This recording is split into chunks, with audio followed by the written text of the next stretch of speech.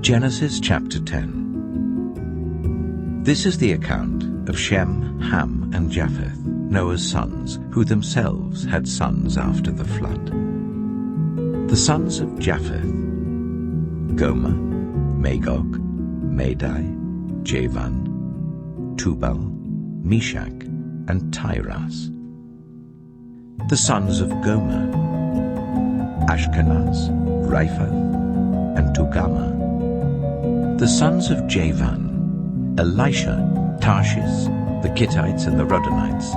From these the maritime peoples spread out into their territories by their clans within their nations, each with its own language.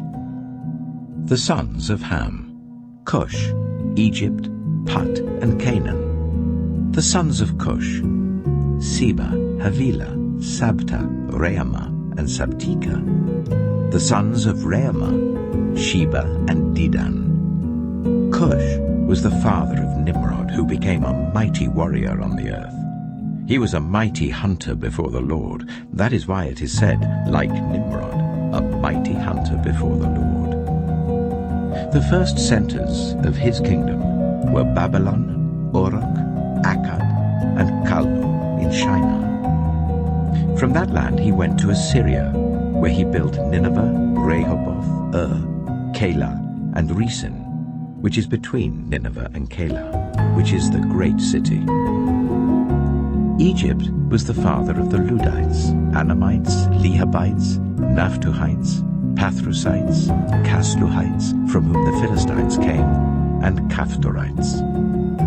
Canaan was the father of Sidon his firstborn, and of the Hittites, Jebusites, Amorites, Girgashites, Hivites, Archites, Sinites, Arvadites, Zemarites, and Hamathites. Later, the Canaanites' clans scattered, and the borders of Canaan reached from Sidon towards Gerar as far as Gaza, and then towards Sodom, Gomorrah, Admah, and Zeboim as far as Lasha. These are the sons of Ham by their clans and languages in their territories and nations. Sons were also born to Shem, whose older brother was Japheth. Shem was the ancestor of all the sons of Eber. The sons of Shem: Elam, Ashur, Arphaxad, Lud, and Aram.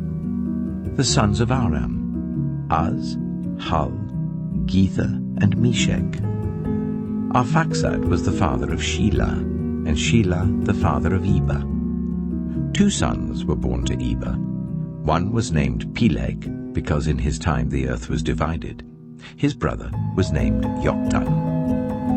Yoktan was the father of Almodad, Sheleph, Hazamepheth, Jirah, Hadoram, Uzal, Dilah, Obal, Abimael, Sheba, Ophir, Havilah, and Yobab. All these were sons of Yoktan. The region where they lived stretched from Mesha towards Sephar in the eastern hill country. These are the sons of Shem by their clans and languages in their territories and nations. These are the clans of Noah's sons, according to their lines of descent within their nations. From these, the nations spread out over the earth after the flood. Genesis chapter 11. Now the whole world had one language and a common speech. As people moved eastward, they found a plain in Shinar and settled there. They said to each other, "Come, let's make bricks and bake them thoroughly." They used brick instead of stone and bitumen for mortar. Then they said, "Come, let us build ourselves a city with a tower that reaches to the heavens, so that we may make a name for ourselves. Otherwise we will be scattered over the face of the whole earth." But the Lord came down to see the city and the tower that people were building. The Lord said, "If as one people speaking the same language they have begun to do this, then nothing they plan to do will be impossible for them. Come, let us go down and confuse their language, so they will not understand each other." So the Lord scattered them from there over all the earth, and they stopped building the city. That is why it was called Babel, because there the Lord confused the language of the whole world. From there the Lord scattered them over the face of the whole earth. This is the account of Shem's family line. 2 years after the flood, when Shem was 100 years old, he became the father of Arphaxad. And after he became the father of Arphaxad, Shem lived 500 years and had other sons and daughters. When Arphaxad had lived 35 years, he became the father of Shelah. And after he became the father of Shelah, Arphaxad lived 403 years and had other sons and daughters. When Shelah had lived 30 years, he became the father of Eber. And after he became the father of Eber, Shelah lived 403 years and had other sons and daughters. When Eber had lived 34 years, he became the father of Peleg. And after he became the father of Peleg, Eber lived 430 years and had other sons and daughters. When Peleg had lived 30 years, he became the father of Reu. And after he became the father of Reu, Peleg lived 209 years and had other sons and daughters. When Reu had lived 32 years, he became the father of Serug. And after he became the father of Serug, Reu lived 207 years and had other sons and daughters. When Serug had lived 30 years, he became the father of Nahor.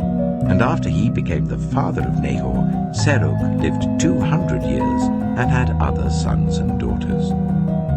When Nahor had lived 29 years, he became the father of Terah. And after he became the father of Terah, Nahor lived 119 years and had other sons and daughters. After Terah had lived 70 years, he became the father of Abram, Nahor, and Haran. This is the account of Terah's family line. Terah became the father of Abram, Nahor, and Haran. And Haran became the father of Lot. While his father Terah was still alive, Haran died in Ur of the Chaldeans in the land of his birth. Abram and Nahor both married. The name of Abram's wife was Sarai, and the name of Nahor's wife was Milcah.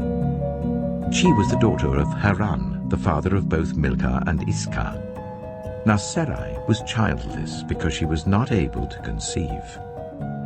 Terah took his son Abram, his grandson Lot, son of Haran, and his daughter-in-law Sarai, the wife of his son Abram, and together they set out from Ur of the Chaldeans to go to Canaan. But when they came to Haran, they settled there. Terah lived 205 years, and he died in Haran. Genesis chapter 12. The Lord had said to Abram, "Go from your country, your people and your father's household to the land I will show you. I will make you into a great nation, and I will bless you. I will make your name great, and you will be a blessing. I will bless those who bless you, and whoever curses you I will curse, and all peoples on earth will be blessed through you."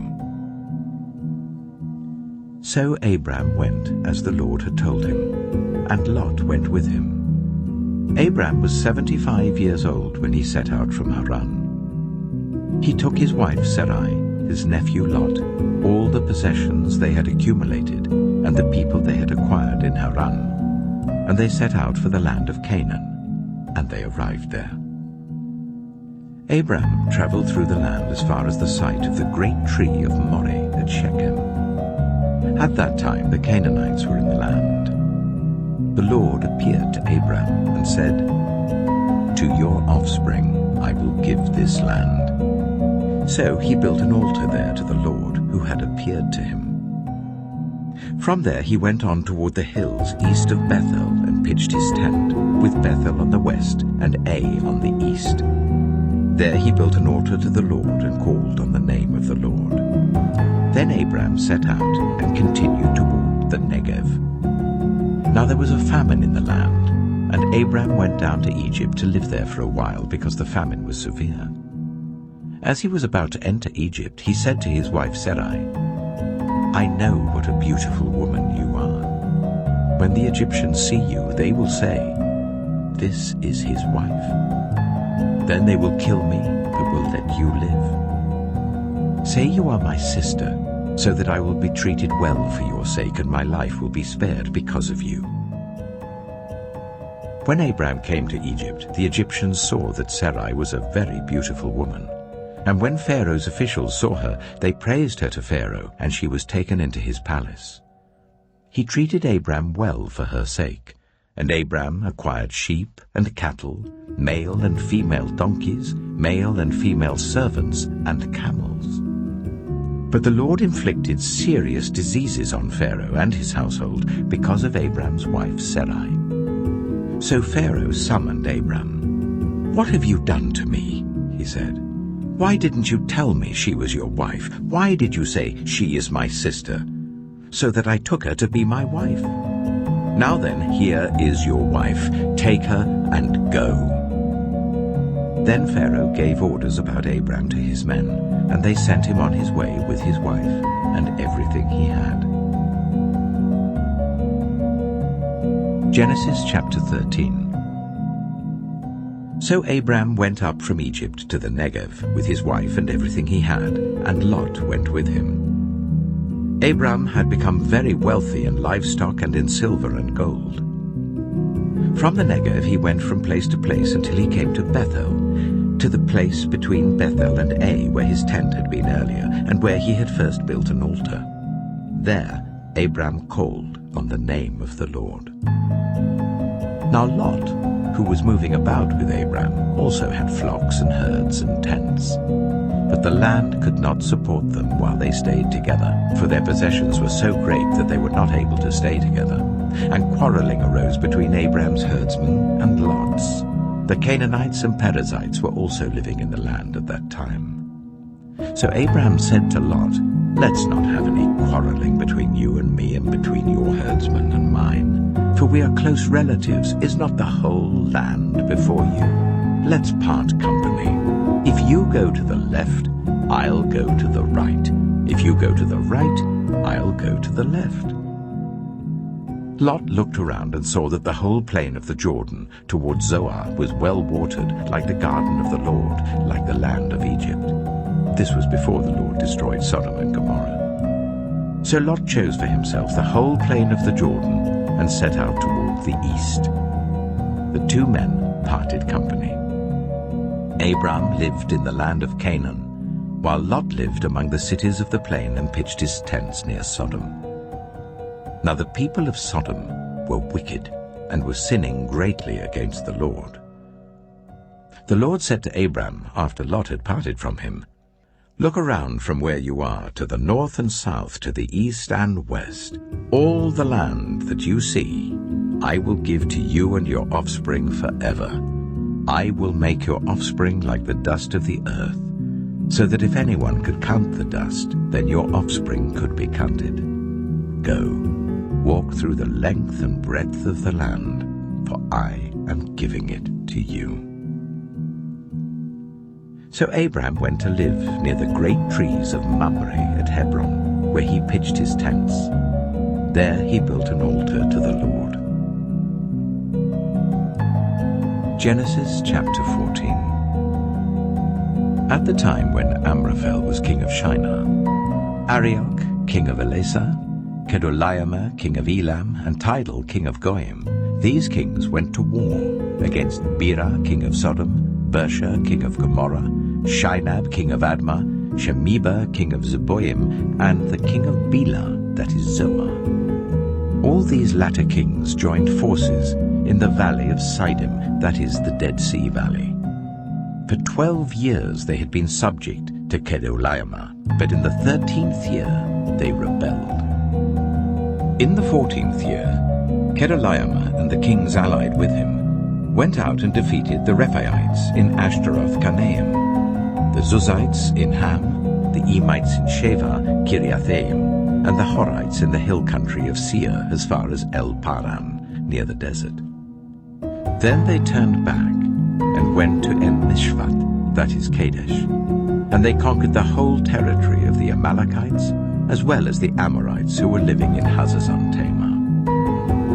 Then the king of Sodom, the king of Gomorrah, the king of Admah, the king of Zeboim, and the king of Bela, that is Zoar, marched out and drew up their battle lines in the valley of Siddim against Kedorlaomer, king of Elam, Tidal, king of Goim, Amraphel, king of Shinar, and Arioch, king of Elasah, 4 kings against 5. Now the valley of Siddim was full of tar pits. And when the kings of Sodom and Gomorrah fled, some of the men fell into them, and the rest fled to the hills. The 4 kings seized all the goods of Sodom and Gomorrah and all their food. Then they went away. They also carried off Abram's nephew, Lot, and his possessions, since he was living in Sodom. A man who had escaped came and reported this to Abram the Hebrew. Now Abram was living near the great trees of Mamre the Amorite, a brother of Eshcol and Ane, all of whom were allied with Abram. When Abram heard that his relative had been taken captive, he called out 318 trained men born in his household, and went in pursuit as far as Dan. During the night, Abram divided his men to attack them, and he routed them, pursuing them as far as Hobah, north of Damascus. He recovered all the goods and brought back his relative Lot and his possessions, together with the women and the other people.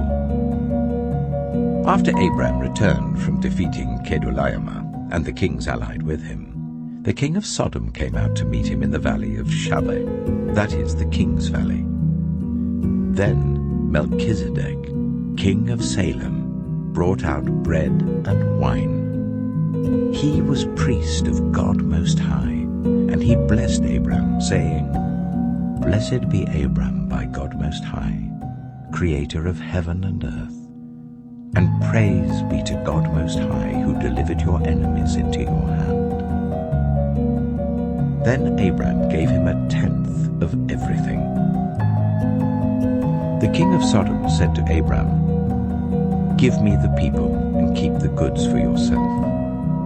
But Abram said to the king of Sodom, "With raised hand I have sworn an oath to the Lord, God Most High, creator of heaven and earth, that I will accept nothing belonging to you, not even a thread or the strap of a sandal, so that you will never be able to say, 'I made Abram rich.' I will accept nothing but what my men have eaten and the share that belongs to the men who went with me, to Ane, Eshcol, and Mamre. Let them have their share." Genesis chapter 15. After this, the word of the Lord came to Abram in a vision. "Do not be afraid, Abram. I am your shield, your very great reward." But Abram said, "Sovereign Lord, what can you give me, since I remain childless? And the one who will inherit my estate is Eliezer of Damascus." And Abram said, "You have given me no children, so a servant in my household will be my heir."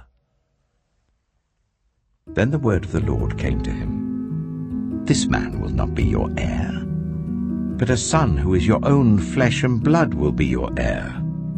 He took him outside and said, "Look up at the sky and count the stars, if indeed you can count them." Then he said to him, "So shall your offspring be." Abram believed the Lord, and he credited to him as righteousness. He also said to him, "I am the Lord, who brought you out of Ur of the Chaldeans, to give you this land to take possession of it." But Abram said, "Sovereign Lord, how can I know that I will gain possession of it?" So the Lord said to him, "Bring me a heifer, a goat, and a ram, each 3 years old, along with a dove and a young pigeon." Abram brought all these to him, cut them in 2, and arranged the halves opposite each other. The birds, however, he did not cut in half. Then birds of prey came down on the carcasses, but Adam drove them away. As the sun was setting, Abram fell into a deep sleep, and a thick and dreadful darkness came over him. Then the Lord said to him, "Know for certain that for 400 years your descendants will be strangers in a country not their own, and that they will be enslaved and ill-treated there. But I will punish the nation they serve as slaves, and afterward they will come out with great possessions. You, however, will go to your ancestors in peace and be buried at a good old age. In the 4th generation, your descendants will come back here, for the sin of the Amorites has not yet reached its full measure. When the sun had set and darkness had fallen, a smoking brazier with a blazing torch appeared and passed between the pieces.